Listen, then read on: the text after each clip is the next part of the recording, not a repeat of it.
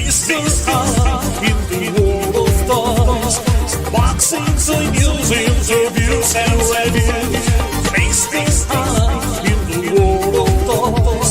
Unboxing, toy museums, reviews and reviews. Mr. High in the world of toys.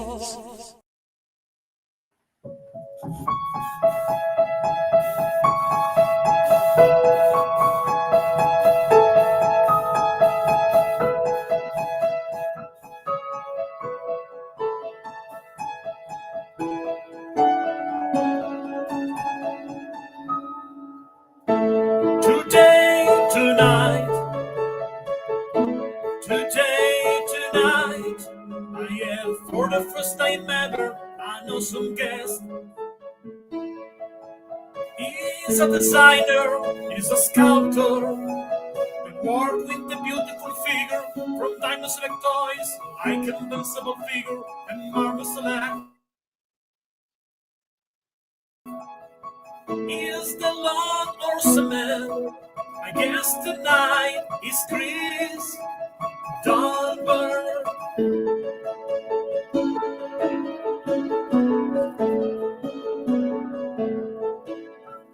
So for the first time ever on Mr. Alan's Super Show, please welcome Chris Dahlberg.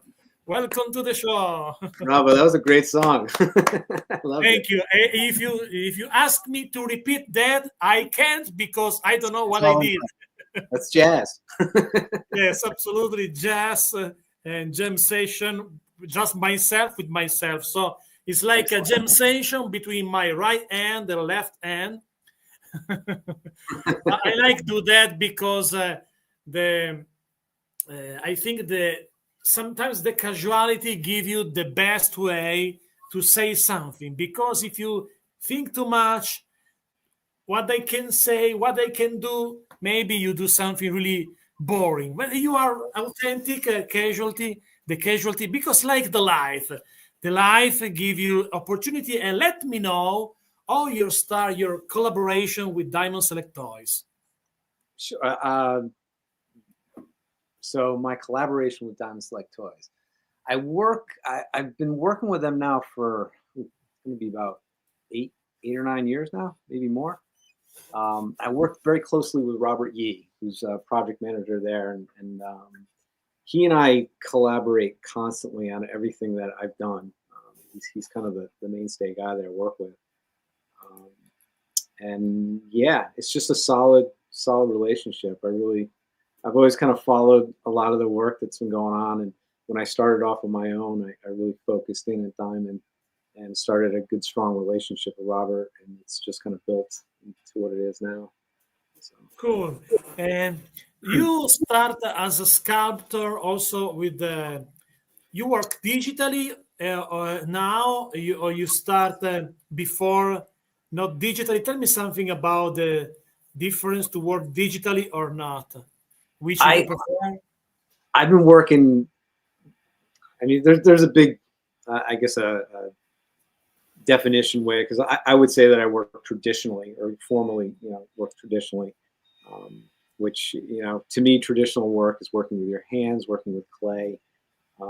But by definition, traditional means not using a lot of the things that we use today, or rubber molds and so forth.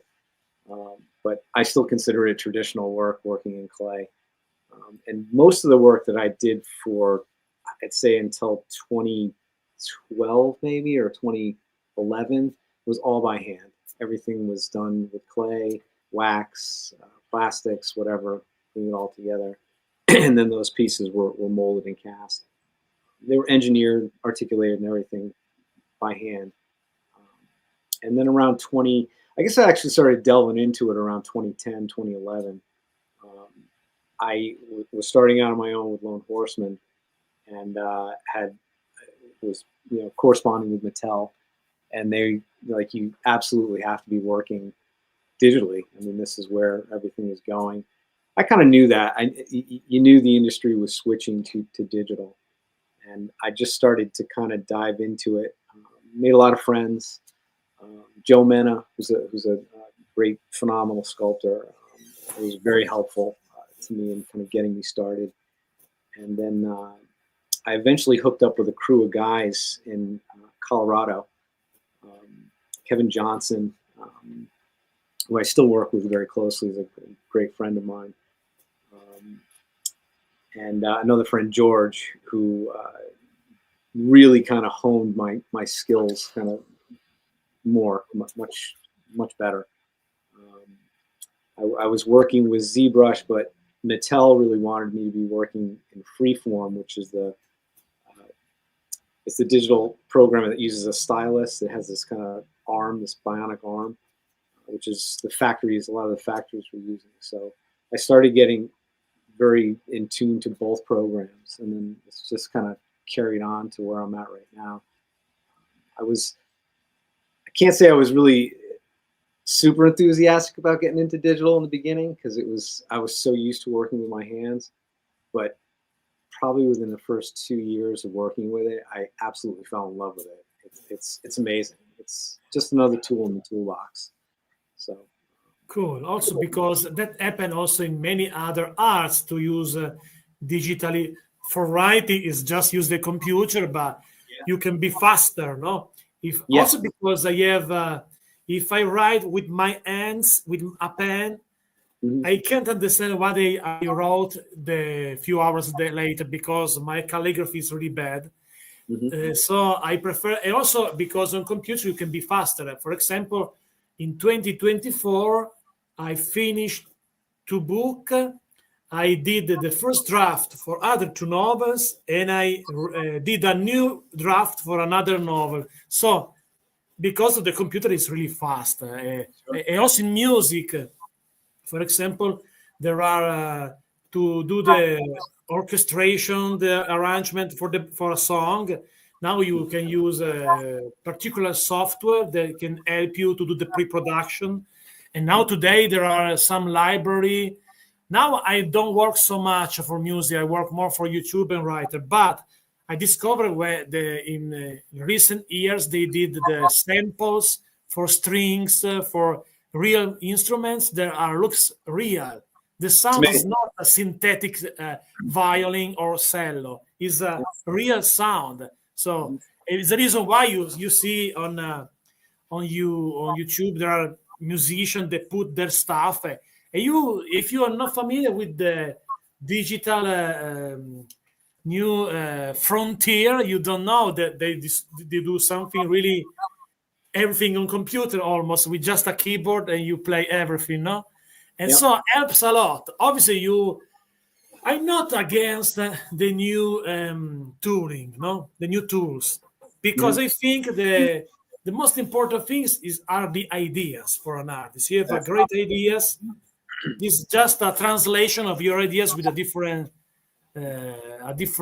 media, no? It's just like that.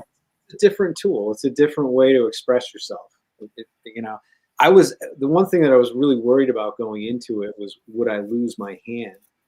Would what I make not look like something I would make for my hands? And I quickly realized that it translates the same way, because you're still kind of, and I would say the same thing with music. You're still feeling it, you're living it, and you're doing it through your mind, and how you're kind of using the stylus, or how you're using your tablet, and I can definitely see my hand in the work. So I see also some comments in the chat. Damien, thank you for the best wishes also to you and your family. And the last 10 minutes to everyone that watch right now, put your questions. So if you have a question to Chris, put the question in the last 10 minutes. Chris will answer your question. If you have some question about some behind the scene, about some figures that he was a part. But let's talk about something that you recently did for Diamond Select Toys, something that I already have, something that we're still waiting. For example, like these beautiful figures, the Anilus figure. Yeah. So let's see. Okay. Do you have the prototype there? I think. Prototype, yeah. Ah, cool. This is the test shot, so he's still a little loose. But yeah. Cool. This is cool. Can't wait to have this figure. Tell me something about the idea to sculpt the character that you have. Well, this is I follow basically with Robert. Robert kind of, we start kind of jamming on the phone, and it's like, Nihilus is going to be the next figure, and we just start kind of rolling back and forth as to what artwork we should be looking at, going over reference. We're kind of honing into more the classic type, the classic artwork and the classic style, classic anatomy, which I think the entire line kind of is following. So we're looking at Kirby's work and kind of just honing it in from that kind of direction. He and I'll go back and forth with different ideas as I'm working on something, whether textures in the leg or anatomy, the cosmic rod and the bubbles that are flying out of the side of it and so forth. So it's a real tight collaboration between he and I, and also Yuri, who's drawing, starting with the initial designs, and then collaborating with Robert. So it's definitely kind of a team effort all the way around. I've always kind of said that with any kind of toy, action figure, anything. There's a lot of people involved along the whole journey before it gets onto the shelf. So yes, I think it's a long process between the original sketches, and the final design, and then the final figure also, because so when you, for example, when you got the text shot for Annihilus, what is your feelings when you start to see your creation, with your co-worker, and finally you see the statue comes to life, no? Because it's still not just a project, but start to become a real thing. It's when you've got it in your hand and you're looking at it, and again, I can see all the marks. I can see all the things that I did. I'm looking at it on the screen, and I'm kind of going back and forth just to kind of go over it and scan it, and it's tight. It's really amazing, and not just that's the production model, but I look at like Jason Wires, who does a lot of the printing and painting, and when he prints up these pieces 1-to-1, and they're at the right scale, everything's tight. And it's just beautiful. Like it has all the details that are meant to be, and then of course the paint offs that help put on it. So as you go from that digital stage where I'm looking at it on screen, it's usually either gray or whatever clay I want to work in. I usually work in either gray or reds, just back and forth to understand detail as I'm doing it. And then once it's handed off to Jason and he prints it, and and he and I will go back and forth as well if there's an issue with one of the parts, because I engineer and do all the articulation and everything as well. If he has an issue with any of the tolerances or something, we'll go back and forth. I'll make corrections. And he'll print there is another great figure that we still waiting as a collector from the Marvel Select line from Diamond Select Toys, that you're working on, and is the Archangel. Yeah, got him here too. Let's see the prototype. There he is. The text shot. Oh, this is another great piece. Can't wait to have my hands the final figure. So he's there. See, in the test shot phase, things are still very loose, so there's certain things we got to tighten up yet. But these have been corrected already. So this wing's still a little loose, but it's pretty much cool. And tell me something about the creation of this figure. It's pretty much the same thing, working back and forth with with Robert, and going back to the classic artwork and trying to like stick with that more Kirby-esque look, and I mean, initially, I guess he had the feathered wings early on, and then they went to the metal steel wings, which we wanted to do, make them very, very blade-like and very sharp and very tight.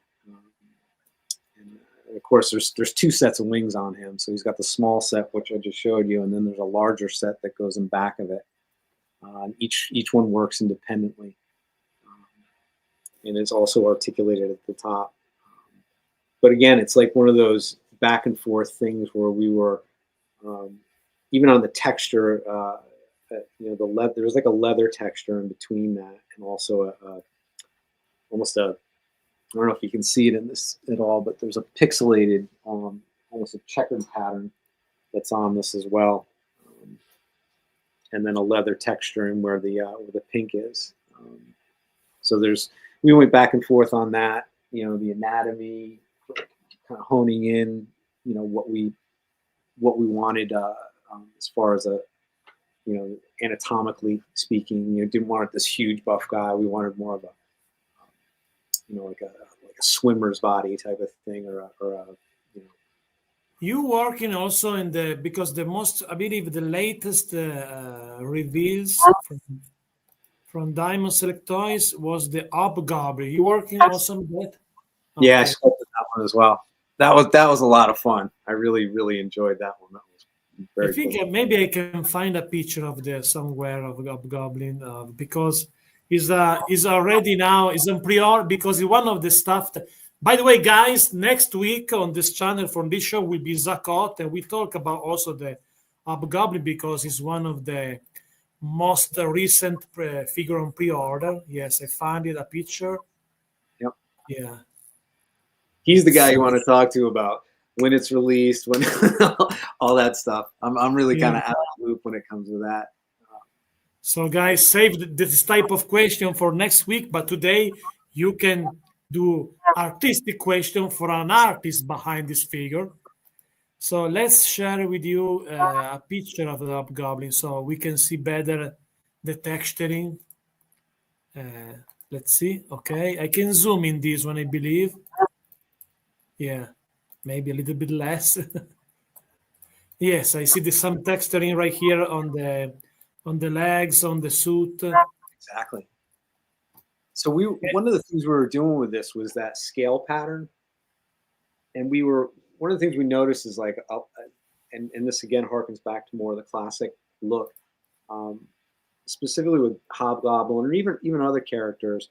When there's a chainmail or a scale pattern or something, it either won't be there at all, or it'll just cover the entire the entire arm or wherever it's supposed to be. And we wanted to lay it in, basically to work with the anatomy, similar to the way Mike Zeck kind of had it on the Captain America. It's in places where it anatomically would kind of fall. And Robert and I would go back and forth on this quite a bit. I had made it, I think, initially more in the hollows, and we needed to bring it more right to the edge of the hollows of to follow the anatomy. And it was this kind of back and forth collaboration, and also the texture on the. I like the expression of the face, because he has this like a smirk on his face, no? Yes. Yep. And the small eye and the winked eye and all of it. Do you remember how was built up this version of the expression, the decision to do this expression of the face?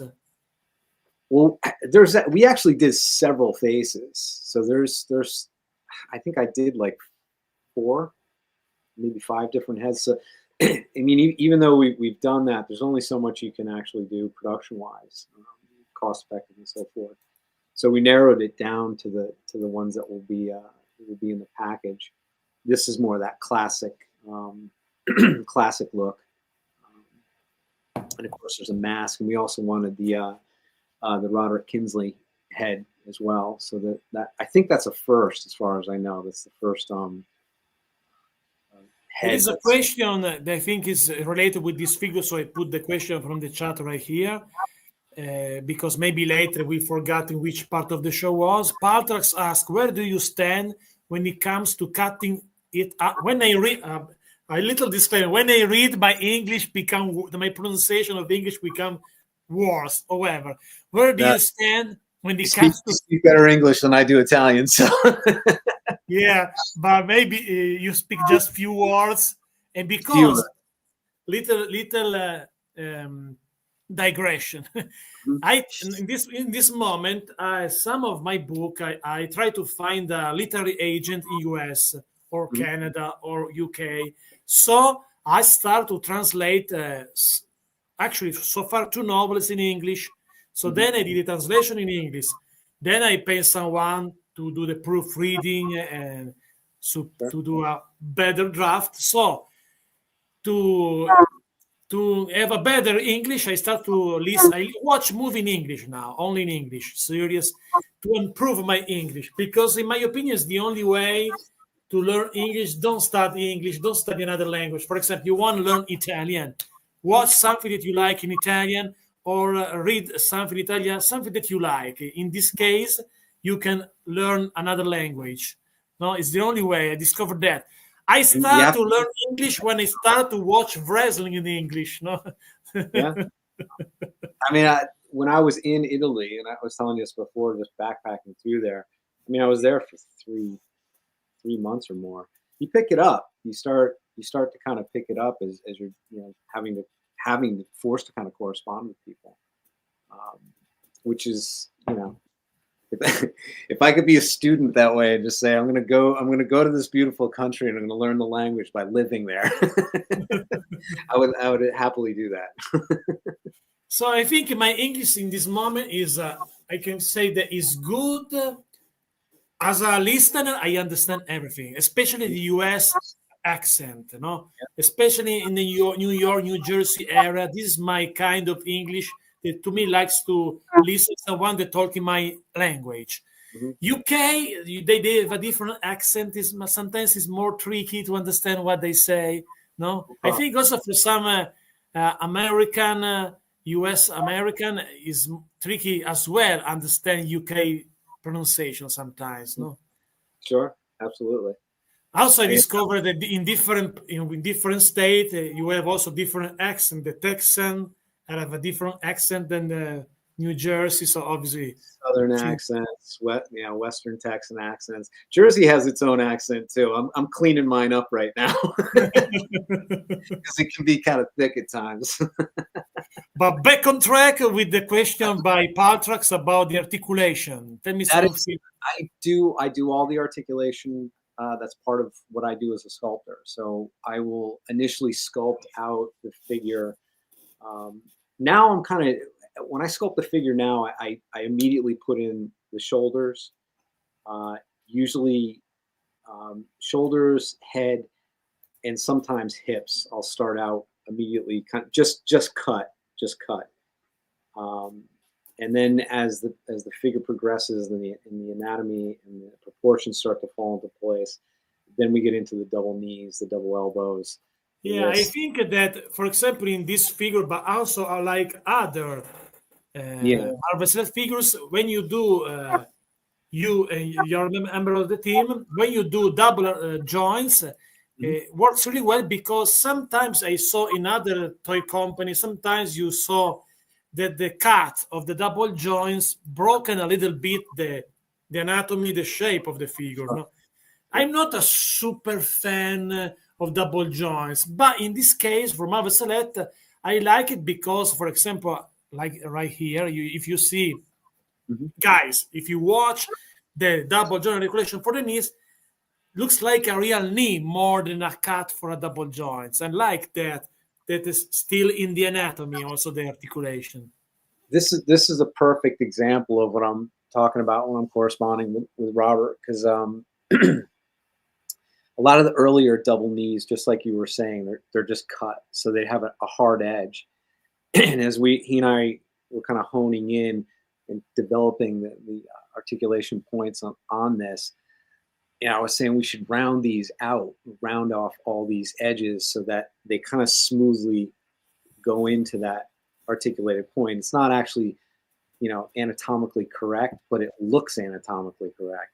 Yeah. So when you're bending it, you're not going to have this weird, harsh line edge, the shelf edge, which definitely looks mechanical and strange. So we've been kind of doing that throughout the entire figure. And now we're also adding in the internal hip swivel. So it has internally inside there, it's on a post so that the leg can actually swivel like this.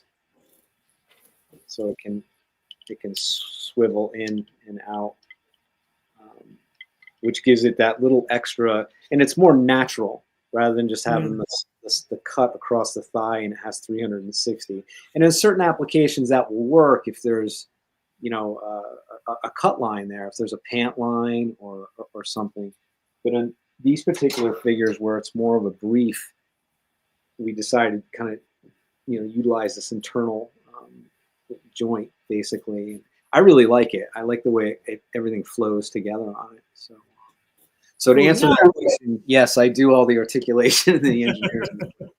Now, to introduce another beautiful marvelous figure, I want to share with you and to everybody one of my stop motion. Let's see if I find it. I need to search for a few seconds, but I wanna use this way to talk about this other character. So I need to search a little bit, but because I upload a lot of video on this channel. But I wanna start with the stop motion. And let's see, I need also to look a little bit my YouTube homepage, but because I think it's cool. Let's see, where is the? So I don't want to spoil myself, but I want to start with the stop motion. But because I forgot to search my stop motion before the show, now I search now the stop motion. So because meanwhile, when I search, tell me something about your daily schedule. How many hours do you spend every day for your art that is also your job? How much time? That's a tough one because it kind of depends on the other things that are going on in my life. But I'm in the studio right now. I'm in the studio as often as I can, and that can be anywhere from 8 hours to 18 hours. It just depends. This is my place where I belong. So in fact, I run into people. My building is filled with artists. This is a kind of almost like an artist enclave here in Hoboken. So there's musicians, sculptors, painters. It's just a wonderful, wonderful space. But I get asked by a lot of people, like, "Are you living here? Because we always see you here. You're always here." And it's just like this is my home away from home. So I'm in your here. Your studio is actually in your home, or is it? No. This is the building is probably about a block and a half to 2 blocks away from where my apartment is, around the corner. I kind of live in a 3-block radius. So my apartment's about 2 blocks away. My gym is right across the street from my studio, and my studio is here on the 3rd floor of the Newman Leather Building. And I just kind of do this little bring back and forth, and occasionally go out and try to get some food and stock my fridge up. Yeah. I understand what you mean when you say that because as a writer too, especially also when today, for example, I'm super busy to shooting new reviews, stop motion. Yep. And when I do my stuff, I totally forgot time sometimes to eating. Yeah. For example, yesterday, for example, I live in the night. I'm like a vampire, no? Now it's 3 a.m. and 29. To me, it's a normal time. Yesterday, because I had to do some stop motions, I finished to work on my studio room because I have a big room in the basement, like 5:30 a.m. and I had a dinner at 6:30 a.m. because why I do that this schedule? Because I had to grab a package to the post office, And to me, it's more easier go before to go sleep in the 8 a.m. to grab the package, then wake up later, no? Because I prefer work in the night, writing the night, shooting videos, editing stuff. I prefer the night because I live in a big house. It's about 15 rooms, so it's a big house. But sometimes on the other floor, there is some member of the family, that maybe just someone they ring the bell to the door. To me is something that I want to listen when I'm working. So I prefer the night because you're more free. You don't have other interference, in your work. Is the same for you? Which time of the day do you prefer to work? I try to get like my gym, my workout, and all that stuff done in the morning. I like to get that out of the way, and then I'll come in by like not 10, 9, something like that. More like 10, I guess. And then it just depends. I mean, I'll work straight through. Sometimes I'll miss lunch. So, it just depends. It depends on what I'm working on. And there are times too when I will, if I'm just either a deadline or I'm really fixated on the project, it's not unusual for me to wake up at like 2 a.m. I can't sleep. Just get up, walk over to the studio, and start working again. That's just, I think that's kind of just how, I hate calling myself an artist, but artists and sculptors and creative people kind of work. They just, it's just on. And it's hard to kind of put it off. If you got that juice going, it's kind of hard to say, I'm gonna wait until I get up at 6 or 7 and then I'll go in. You just get up and go and start doing it. So meanwhile, I found the stop motion that I want to share with you to talk about another of the figure that you work on. So I remove for a while this. And then I want to talk with you because I already have these figures. So I want to talk with you, especially with one of them. Okay. Something behind the scene.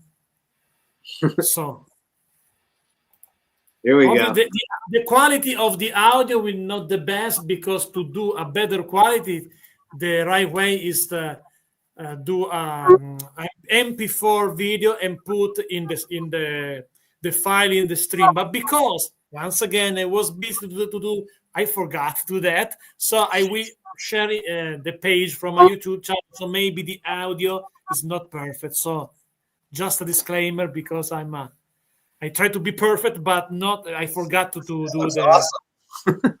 So let's do it. Let's see. It's not a long stop motion. So just to talk about the figure. Cool. Man, what are you doing? Don't worry about that. Why? Why? Because I'm here.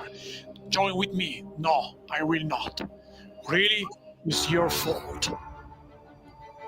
This is the beginning of your hands, Captain America. Really? Take that, and take that, and take that. No! Yes, you disappear forever. I want the bottle.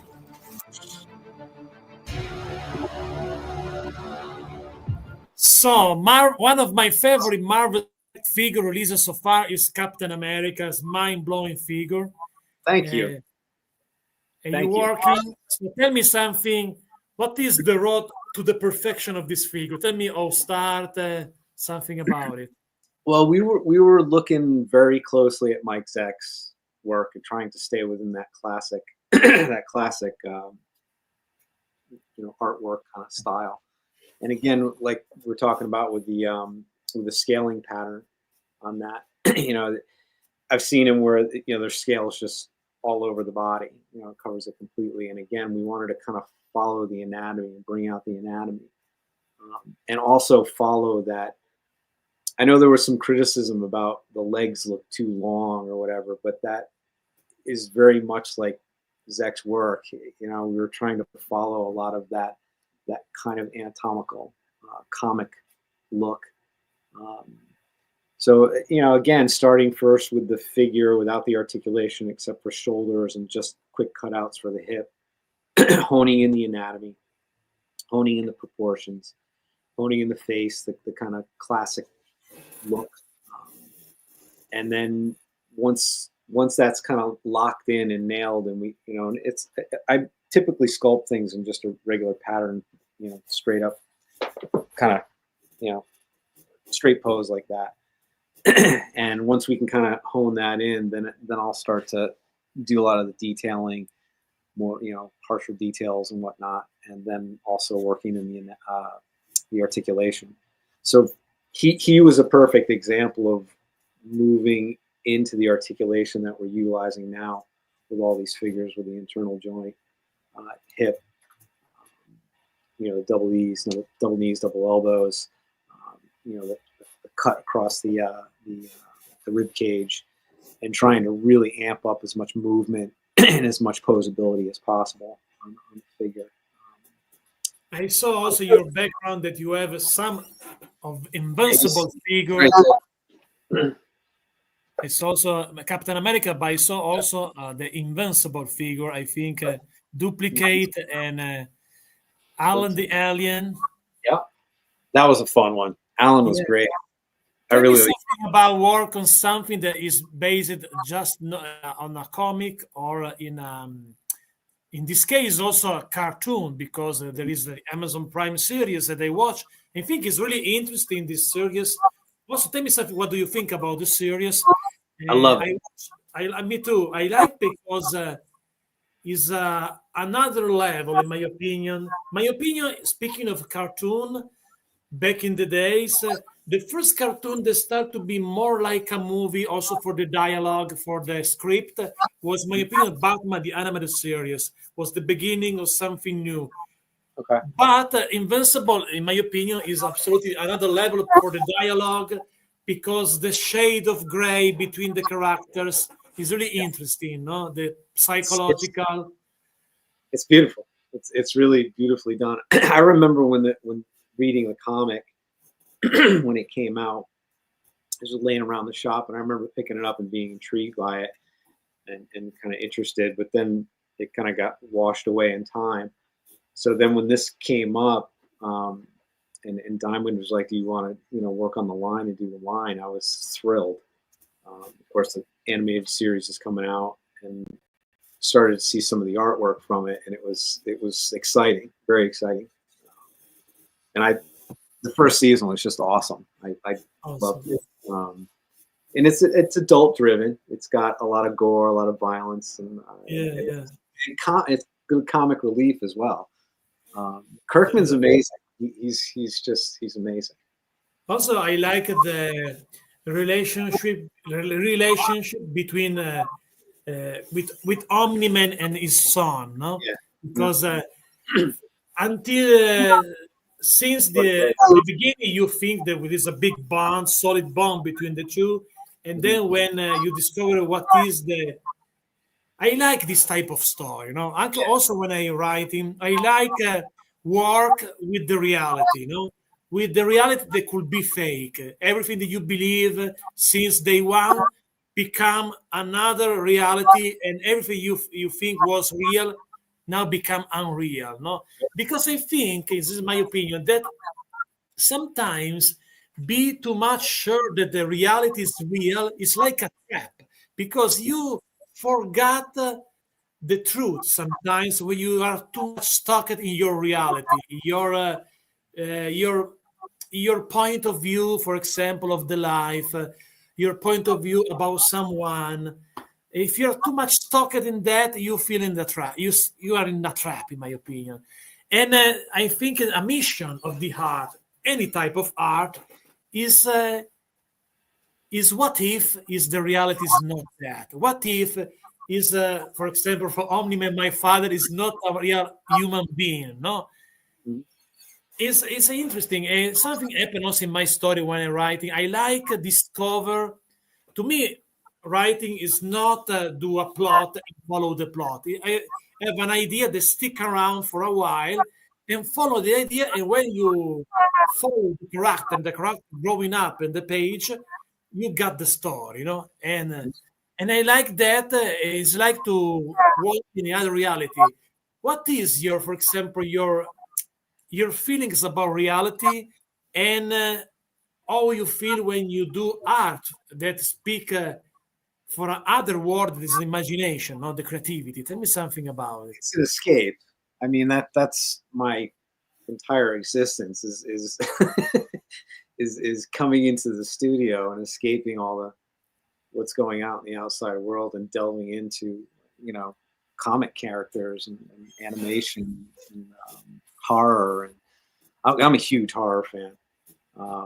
So the same way I think you kind of delve into a movie and just get lost in it. The same thing happens for me when I'm kind of digging into, even the beginning phases of gathering reference and kind of putting together how you're going to approach the figure. And then when you're in it, you're in that world. So it's a balancing act, but yeah, I mean, it's an escape. And that's what I've always loved about this industry is kind of, you're playing this part as a kind of a child. Yeah. Also because there is a child inside of us. If you're an artist, you need to keep alive the child in you, because creativity is also childhood in some way. That feelings of your childhood, and also is fun, is play. Basically, it's a job, but it's also a way to play in some way, because absolutely you play with your. Yeah. I mean, well, I have deadlines, and you're trying to meet deadlines, but you're doing something that you're absolutely passionate about and you love it, and so that even though that's kind of haunting you, and you're in one side, you're still you're playing. This to me is a gift. It's an opportunity that was given to me many years back. Yeah, I think also that deadline or goal is important for an artist. Also, when you, for example, as a writer, I don't know which publisher will buy my book. So far, I published 6 books in Italy, and I recently signed a contract for other 2 books, 2-book deal.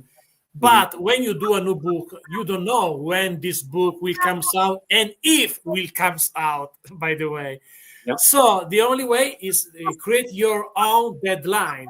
I try to do 4 novels every year, first draft, and this is my mission, because the only way to become better is writing and writing. Obviously, the other things, the other part of this job is when you start to do a book proposal for the agents, for the publisher, because you need to know the market. And this is tough to me. To me, my favorite part is the first draft. Just the second draft is another step. You start to write it not for yourself, but for the reader. And then you start to build a proposal, a query letter. You need to know the market, which place I can put my book in the market. So this is tough, but it's necessary to do this job. But however, before to have obviously when you sign a contract, you have a deadline to finish the final draft or to read once again the book. But also when I don't have deadline, I have my own deadline, because I need a deadline to finish the book. 1 month, maybe 1 month, you can finish 1 draft. Yeah, I mean, you as a writer, though, I would think, in converse to me being a sculptor, as a writer, I think you're immersing yourself even more, because you're living and creating a world that you're writing about, and that to me is a lot deeper, almost a deeper escape, because you're delving. I believe that I was frozen because you saw in the device. I saw you, but I was frozen. Maybe I was frozen. You're still frozen right now. There now you can hear me, because I can hear you fine. But I still frozen. My picture is frozen. Yeah, it's a little. Well, it's moving a little bit. yeah. This is typical of my crappy internet connection in Italy. Also, at 3 a.m. and 44, still. I have sometimes every show that you do. Sometimes there is the crappy internet connection moment that I become frozen in my show. What are you gonna do? Technology. Yeah. So maybe you need to repeat your your I'm saying you as a writer that and me conversely being a sculptor, but you as a writer have to dive in deeper and really escape and really immerse yourself even more. I think than I do. I mean, I'm still I get lost in what I do because I'm just so fascinated and fixated on sculpting. And, you know, it's a craziness. It's definitely a lunacy to it because I've always been very immersed in anatomy and trying to understand how it works, and you know, applying it to toys and action figures is just a huge. Probably in your case is more a visual escape in another dimension because it's really visual. Exactly. To me, I think in some way it's also visual because basically when I write, I don't watch the keyboards. I watch the screen, but I see the scene. I see this character. You're visual. You're writing what you're visually seeing and visually creating. Yeah. It's like a transfer moment, no? That's a cool world. Also because I especially the first draft, the part that I love so much in my job is that when I see the story, follow the story, and more I don't know what will happen, more I will enjoy it. Sure. I like the unpredictable side of the creativity. I like that. I put some notes, but in general, I discover it's better to don't read your notes. Notes is a good way to put on the paper bad ideas. I discovered that because when I don't look at I put some notes, so maybe I become. I never had a writer blocks. However, I put some notes because you have a vision for what happened in the future in the story, you know. Mm-hmm. But I discover every time that I don't read the notes and I follow just the river of the story, I find better ideas because the idea is like a chain. No? The first idea calls another idea, and the story growing up. And I like this part. To me, it's more a little bit boring the second draft, where I try to be more rational. So I think about this is good, this is not good. I have a beta reader, so let me know what do you think about it. I cut stuff, you know. So you're editing yourself, basically. Yeah. Yep. Yes, before to propose the book, yes, you do because you try to do. For example, remember a book was like 90,000 words. After the final draft become around 70,000. Yeah. Because no, this is not good. Also because you change when you do the first draft. The latest book that I did, the final draft, was a book that I did the first draft in 2019. Mm-hmm. So to me was old in this case. I see. No, I won't change. To me now, my idea is speaking of not the story, but speaking of the form. I like to do to have action in the writing. In my opinion, I wanna grab the reader and. A reader that can live without turn the page. This is my mission now. I want to do that. I also, as a reader, I read, for example, now young adult book, thriller, young adult, or young adult, because I like this rhythm, fast, really fast in the writing. I think is now is my goal to be faster. But let's see some question for you from the chat. Jude Dredd says, will Archangel have wing blades effect? Wing blade effect. Well, they have it. It definitely has the blade wings, and they're articulated. So, and like I said, there's two sets: a smaller set and a larger set, and they work together independently. And also, it has an articulated forewing, I guess, if you want to call it that. So you can actually collapse it around him like a shield almost. Cool. So if that's what he means by the blade effect, it will have that. But it's definitely very sharp this is the small set, but it's definitely this very, sharp blade kind of appearance to it, metal. Cool. These will have a Can't very wait to have this figure in my hand. Every week I ask Zach, do you have update of Annihilus and Archangel? Let me know because I want these figures. I'm sure it's coming. I'm sure he'll send it out. Yeah, I think maybe I think in the first quarter of 2025 we will get this figure. I think. Yeah.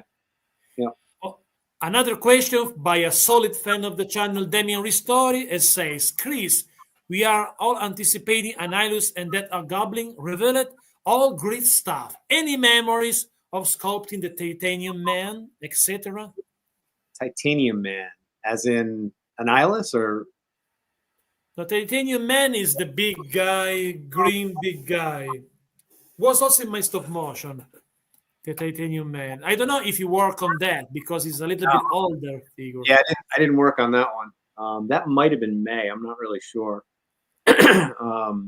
What is the first Marvel Select figure that you worked on? Human Torch. Human Torch. I saw in your background also. We were still kind of honing in the articulation at that point because we were still kind of trying to, paying attention a lot to the fans, what they're asking for, what they want, and also trying to create the more nuanced, articulation for this line. So that that was the first one. And, for example, for the paint job, the Human Torch is a cool figure. I like. I have it. I did the review also. I like because it's not easy to do the right paint job for this type of figure. It's a little bit translucent. yes, exactly. Do you remember what is the option in the beginning to do the right way for this figure? Well, that was actually all Robert because we initially in sculpting it, I thought it was I just assumed it was going to be a solid figure, and he's like, no, we're going to do this in a translucent. And I was a little skeptical at first because I was like, because then you start to see maybe you see the articulation and whatnot. But as it came together, I thought it looked awesome. I mean, it was such a solid right choice to go that route, and then to do the light paint with the yellows and the oranges for the fire in certain areas, the little clusters of flames and stuff, and it just popped. It has that kind of the flame quality to it, but it also has a almost candy quality to it, which is very cool. Yes, absolutely. There is another question, comments by Daikon Milan, another solid fan of the channel. Buongiorno, so he tried to speak us a little bit Italian. Do you know why other companies do that tight cut? It ruins the sculpt. You can't pose it and like that because the muscles are cut in half. Also, what's your take on exposed pinholes on joints? Well, let's first start with the thigh cut. I agree. Unless there's a garment or a cut line that makes sense with maybe there's a strap around the thigh or something like that. I don't typically like to put it in, but for instance, going back to Invincible, we had to put cut lines because there was no other way to do it really. So in certain cases you have to, but if you can, with the animated figures, if you can make that thigh almost, cylindrical, it's not going to matter. You're not going to have that overlap. So it can sometimes work. But I agree when you have a really detailed anatomical thigh, to put a cut right through it like that it's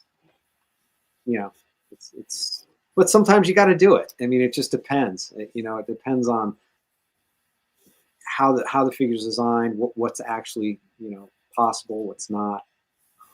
It's one of the reasons I'm really excited about this interior thigh joint, because I think it's going to work really well. It has worked really well, especially with would be, So now for DST you work for Marvel Select and Invincible line for these two line.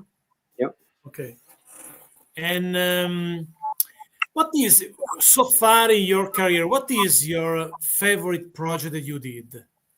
Favorite so far, the last ones that I've done in the Marvel line have been pretty exciting. I like them all though, because I really dig Invincible, and I'm really excited to get back into that again too. It's a phenomenal series. I love the animation. So, but it's very different. It's, working on animated figures versus something that's more comic anatomical. It can be harder sometimes to try to piece everything together. But if I was going to pick a favorite, I'd have to say the last 4 figures with the Marvel characters have been. Really And when you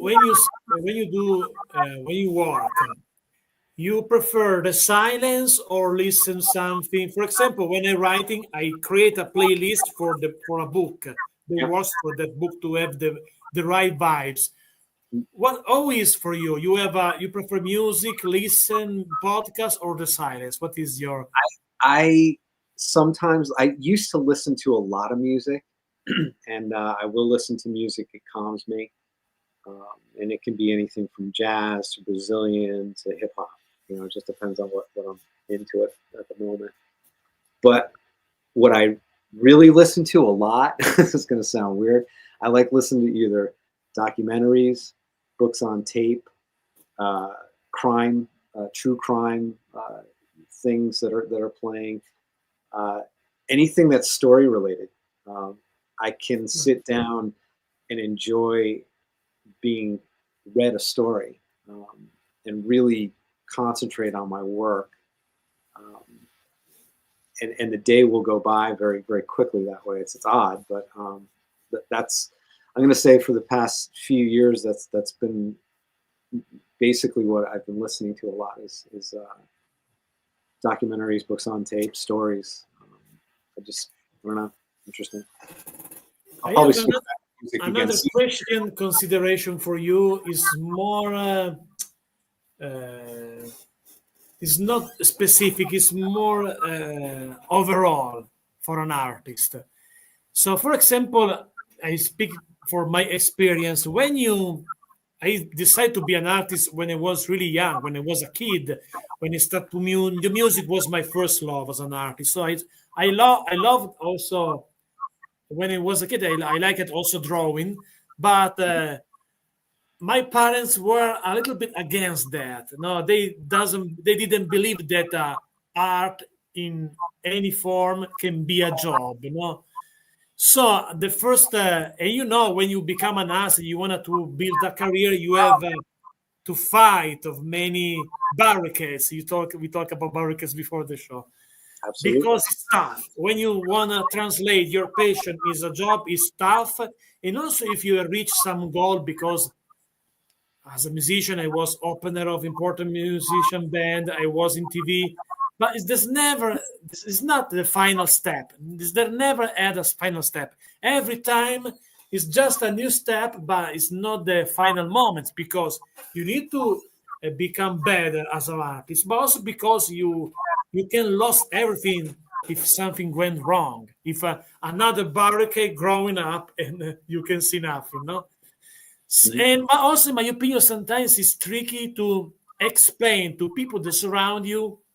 There could be a girlfriend, could be a mother, could be a friend, whatever, that maybe doesn't understand why you spend so much time for your art, and you are maybe ambitious to become, to have more big feedback and to live with your heart. So, my opinion is also fight against maybe an adverse fate sometimes, because there is tough time for an artist, writer, musician, sculptor, whatever, because there is it's not easy, it's a tough job. It's So a what tough is job. your point of view, your story on that? It's a constant journey. It just and you want to be on the ride. You know, I don't know how to describe it, but what you just talked about, I think every artist kind of goes through, because unless you're with another artist, or somebody, or a creative, let's say, it's hard to, I think, for a normal, 9 to 5 kind of working individual to understand why you're so passionate about something and why you want to spend so much time locked away in a studio trying to, hone it. It's just like a lot of friends that I have that aren't creatives don't understand my commitment to it. I mean, they understand it and they get it and they appreciate it, but it's, crazy Dahlberg kind of thing. Why don't you come out and I'm like, I'm in the studio. I don't know how to describe it. It's just, it's an addiction. And you told me that you also went to gym every day, also every day you have the time. I go to the gym at least 3, but 4 is kind of what I at least try to get at least 4 days in a week. And because, for example, to me, I'm really lazy to physical stuff, to sports. I'm really bad. I'm also lazy because if I have the time, I have an hour plus in my night, in my daily time. Mm-hmm. I say, I need to check out the last chapter they did before to go to the bicycle. We call cyclette in Italian. It's the bicycle that is in your house. You run, but you don't move. No, it's an incumbent bike or sorry, recumbent bike. I said I have that one in one of those rooms. But every time, or maybe I can walk because I live in a town with a forest. It's good walking. But because I live in the night, in the summer before to go to sleep, I have a walk. But I'm lazy for that. It's the opposite of art. So I admire you. I admire you. Yes, I have admiration for you that you have the time to still in good shape. It's an addiction. Take care of your shape. It's an addiction, no doubt. I train in a boxing gym, so I train with real boxers. I'm not a real boxer, but the guys that I work with and the guys that are in the gym are some of them are pros, but anywhere from amateur to pro, and it's an addiction. It's I don't know. I boxed today, as a matter of fact. This morning I went in and did about 12 rounds and got to get it out of my system. For me, when I miss workouts, I start getting a little kooky. So for some reason, it kind of calms me down and I can settle into my day. I understand that because when in the rare case that I do the walk, I do some bicycle stuff, I feel more strong later, no? Yep. But the problem is find the resilience to do that every day, because I prefer watch a series, read if I have free time than that. But I know this is not a good way because you get weight, you get tired and you walk in the stair because if you don't do too much sport. And I need to push myself on that. I find a way to walk to use the bicycle in the house. The bicycle doesn't move. I can call that because I don't know the right word to say that. What is the word in English for the bicycle that you have in house in a gym? Stationary bike. Stationary bike. Oh, it's easy. Stationary. No? In Italian we call it bicicletta for bicycle. And another name is maybe more French. Cyclette. Stationary bicycle is perfect. I like the English for that because when I translate my book, I discovered English sometimes is a better language to go try to the goal for the concept. No, it's like a punch. It's like that. It's more. So Absolutely. a way to go to the stationary bicycle sometimes is put the tablet and watch a series. So like that I can work. But my mind, because it's crazy, now I put the bicycles because we purchased another part of this big house. This is basically with the empty rooms. Mhm. And I don't know if because I write supernatural story, I start to believe in supernatural. Mhm. So when I go to the bathroom, that is in the other part of is the opposite of the other these new rooms. The Mhm. rooms are empty, but sometimes I hear rumors like open door the open by itself, something like that. And now I put maybe because I'm lazy, so I find a way to don't do the stationary bicycle. I put the bicycle in one of those empty rooms, no, in the darkness. And when I did the bicycle, I watched Supernatural. I like Supernatural series, no, with the Jensen Ackles and Jared. So was a series. Mhm. TV series now on Amazon Prime. Call it Supernatural. Super cool Yeah. story. Do you know that? Yep. Yep. Yeah, so I watched that when I do the bicycle. But in the beginning, I use it to do the stationary bicycle in another room. But I put Mhm. that in that room empty. When I heard these rumors, and now I think I don't know if I want to do the stationary bicycle in the night in that room that's empty in the same room. They hear this that rumors, this noise in the night. I don't know. This all my laziness works in my mind. The haunted bicycle. Yeah. No, I need to go back on that because now I feel that I got a little weight more because in the festivity I ate a lot. No, That's and that's so that's for me. I have diabetes in my family as well. So it could be kind of part of the psychology of why I like to work out so much because my grandfather was an insulin diabetic. My father's an insulin diabetic. My sister, and I've been able to stave it off. And I really attribute that to staying fit, working out. Terrified of needles. I don't like needles. Just the whole, and was this was in my life since I was a kid because like I said, my grandpa, my father, yeah. and they always say to me, they would say to me even as a child, like you gotta stay in shape, you gotta stay thin, you gotta stay fit. You don't want to be like this. You don't want to have to do this. So it was always kind Yeah, of in my I think it's right. It's right. Honestly, it's healthy and it's right. yeah. The problem to me is, for example, my father was like that. Do sport. Remember, do sport. I prefer always play music, writing, other stuff that you sit down.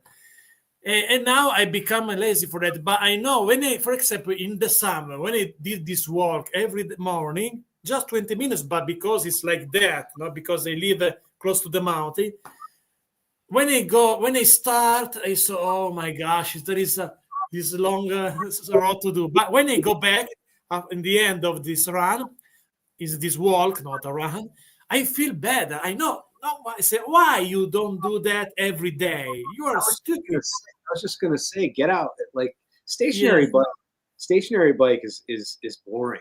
I mean, yeah, it's it's I do it absolutely all the time. boring.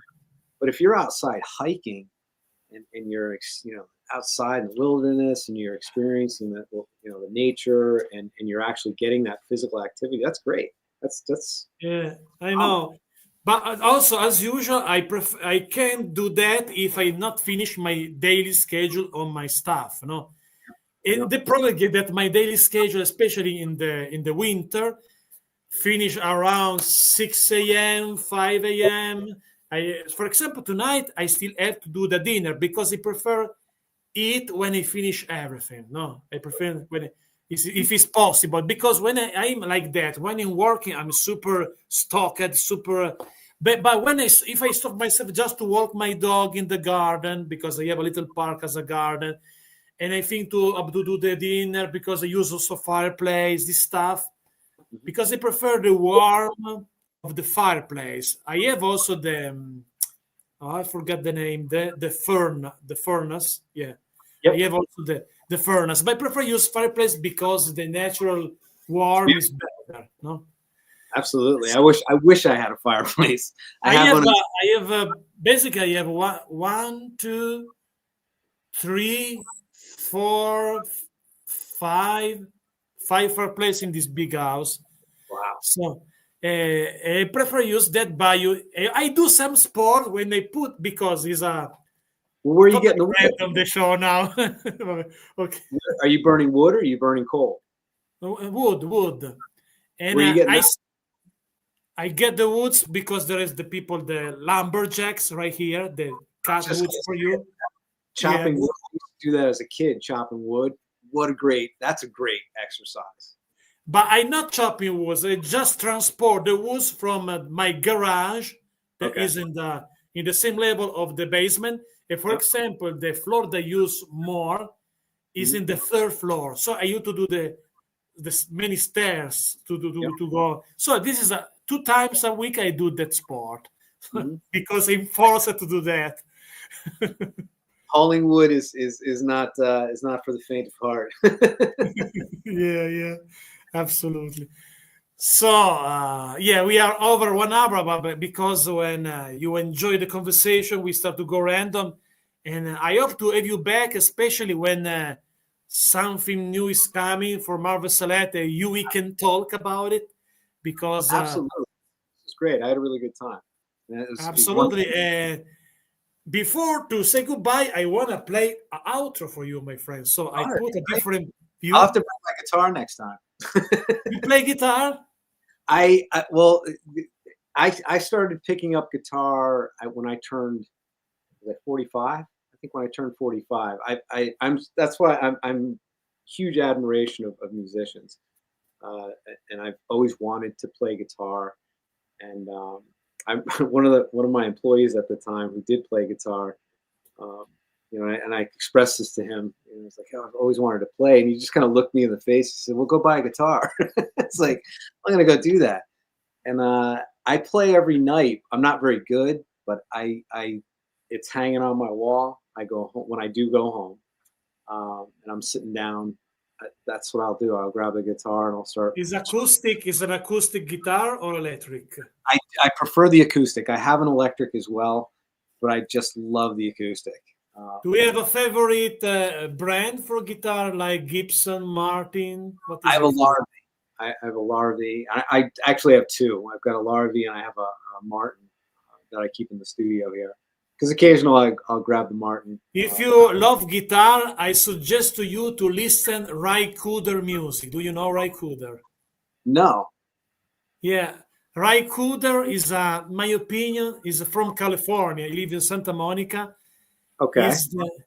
Is the best guitarist in the world today. Now he has about 77 years old, but still working. Really? Yeah. How do I spell that? Rye? Yes. If I try to do the spelling, is Ryroodder.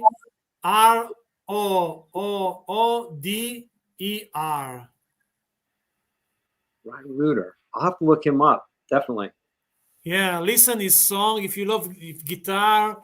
His music the genre is difficult to explain because it's a mix between rock, country rock, and other stuff. He worked also with. Do you ever seen Buena Vista Social Club, the movie? Yes, it was a while ago, but I do remember it. And Ray Cooder is behind also that project because sometimes he work with artists with other genre, no? I have a dear friend of mine whose mother and father were jazz musicians, Jackie and Roy Crawl, and she introduced me and brought me into jazz and Brazilian music, and just it's something else that I've fallen in love with. Yeah, jazz I love too. It's not my favorite genre, but I like, for example, the bebop jazz, like Charlie Parker, Dizzy Gillespie. I like also Miles Davis. Not everything, but I like it. So I like this. I like also swing, like Duke Ellington, this stuff, the more orchestra. I like those type of. I am more for that than free jazz. Cool jazz, Jerry Mulligan, okay, but free jazz is John Coltrane. Is not my cup of tea. Too much notes, no? Too heavy. Yeah, I prefer that, but I like different genre. I love Peter Gabriel, for example. Yeah, absolutely. I love his music. The last album of Peter Gabriel is amazing. I love I love also some recent stuff, pop like Imagine Dragons, Queen. I love Queen. I love different kind of artists also in music. I'm all over the map when it comes to music. I can listen to everything that you just listed jazz wise. I can also listen to Brazilian, João Gilberto, Jobim, and then I can listen to Drake, and get into hip hop or classic rock. Anything from Led Zeppelin. You look like a musician. If someone don't know which is your, I can think is because you have long hair, beard. You remember me like a rocker, some type of rocker. I actually just cut it. It was probably about 2 feet longer than this. Well, I sometimes now I'm like that, but it's shorter on the back. But I have sometimes, I believe 2 years ago it was like that with my hair. No. Yeah, just let it grow. Depends on the moment. So let's do your outro. Awesome.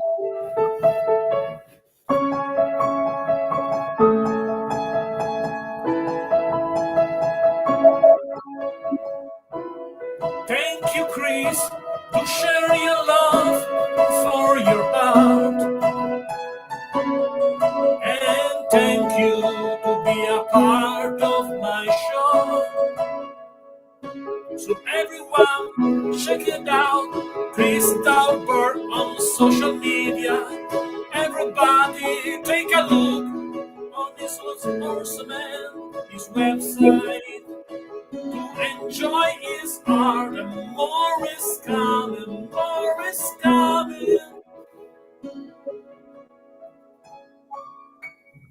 So, thank you. Bravo.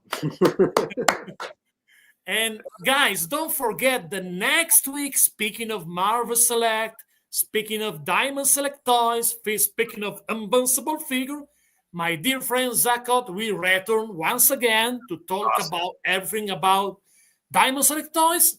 And before to start, my friends, thank you again, Chris. Let's take a look. Thank you again, and let's take a look at this little short fun video. Thanks for watching, my friends. And please smash that button, my friends. Please smash and subscribe. Help this channel to go to 100k subscribers, my friends. This is my dream. Please give me your love, guys. But also, guys, leave a comment and share this video with your friends, guys. But also, my friends, to become a patron to choose the next content of the channel. And also, my friends, become a member to be my guest in my show. That's right. And now you can see this video, or maybe this other video, or maybe another interview, reviews, unboxing, stop motion, tutorial, and more for you guys. So thanks for watching. Thank you so much. And subscribe, my friends. And so long, everybody. So long, my friends.